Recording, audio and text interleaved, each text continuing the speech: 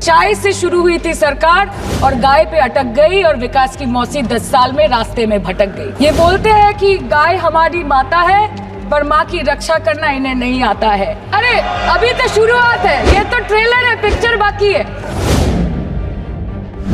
Sir, इस देश के लोगों का यही है किस्सा कि जिसको जिताया वो राजा की तरह जाएगा और जिन्होंने जिताया वो फकीर की तरह। हम सुनते आए थे कि संडे हो या मंडे रोज खाओ अंडे, और अंडे का फंडा यही है सर कि भारत के बच्चों के किस्मत में महीने में एक अंडा नहीं मिलता।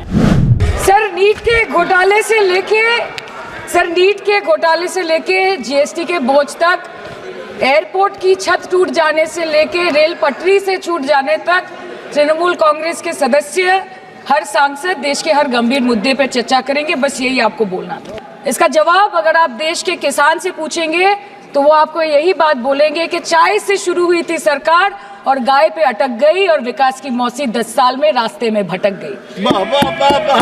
सर, किसान खुद क्या खाएंगे? अपने परिवार के लोगों का खिलाएंगे? अपनी गाय भैंस भेड़ बकरी को क्या खिलाएंगे? सर, ऐसे ही वारदात होते हैं जहां गरीबी से जूझता हुआ एक किसान उसको अपनी गाय भेड़ बकरी को बेचने में मजबूर करते हैं और अंत में जाके वो अपनी खुद की जान ले लेते हैं। सर, पिछले 10 सालों में 1,12,000 किसानों ने इस देश में आत्महत्या की।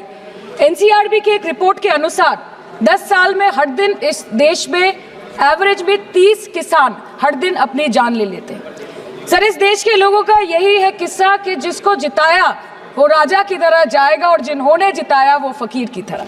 सर, ये बहुत गौरक्षा की भी बातें करते हैं।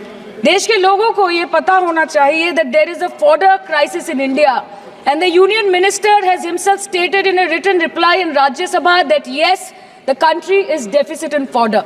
So it means that cows are dying without food in government owned goshalas, especially the BJP ruled state.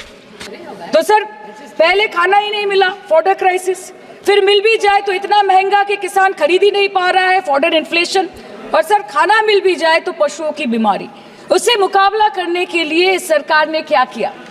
ये बोलते हैं कि गाय हमारी माता है पर माँ की रक्षा करना इन्हें नहीं आता है। आम आदमी के दूध, छाछ, लस्सी, दही, पनीर पर 5% की जीएसटी, क्रीम, कंडेंस्ड मिल्क, मक्खन, घी पर 12% की जीएसटी और अमीरों के हीरो पर सिर्फ 1.5% की जीएसटी। सरकार उनको रिलीफ नहीं देती है जो विदेश में जाके मिल्क शेक और लाते की चुस्कियां लगाते हैं। ये सरकार उनको रिलीफ नहीं देती जो आम आदमी 2 पैकेट दूध खरीदने से पहले 10 बार सोचता है। सर, बचपन से हम सुनते आए थे कि संडे हो या मंडे रोज खाओ अंडे।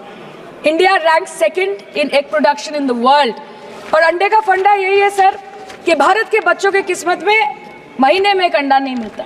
मिड डे मील के चलते हफ्ते में अगर एक आध अंडा मिल भी रहा था तो कहीं धर्म के नाम पे तो कहीं महंगाई के चलते उसे बंद करने की मांग उठ रही है। सर, अंत पे आते हैं मच्छी पे। आप लोगों को ज्यादा पसंद नहीं, पर हम क्या करें, हम तो माछे भाते बंगाली है, हमको तो बोलना ही पड़ेगा। इस बीजेपी सरकार ने पिछले 10 सालों में इस देश के लिए क्या किया, उससे बड़ी तालिका बनेगी कि 10 साल में क्या क्या कर सकते थे पर किया नहीं। 2014 में जो किसान मोदी है तो मुमकिन है सोच के और अच्छे दिन के ख्वाब देख के बीजेपी को वोट दे रहा था, आज 10 साल बाद वो बोलता है कि मोदी है तो नामुमकिन है। शायद अभी वो किसान है भी नहीं। तो इसीलिए मैं बोलना चाहती हूँ कि समय बड़ा महत्वपूर्ण होता है अध्यक्ष महोदय, और बड़ा बलवान। बंगाली में हम एक बात बोलते हैं कि समय गेले साधन होबे ना। इसका मतलब यही है कि अगर समय चला गया तो साधना नहीं होगी, अगर भक्त रूठ गए तो आराधना नहीं होगी। और 3 से 303 से 240 के आंकड़े बोलते हैं कि इस बार जो आप चले गए तो दोबारा लौटने की संभावना नहीं होगी।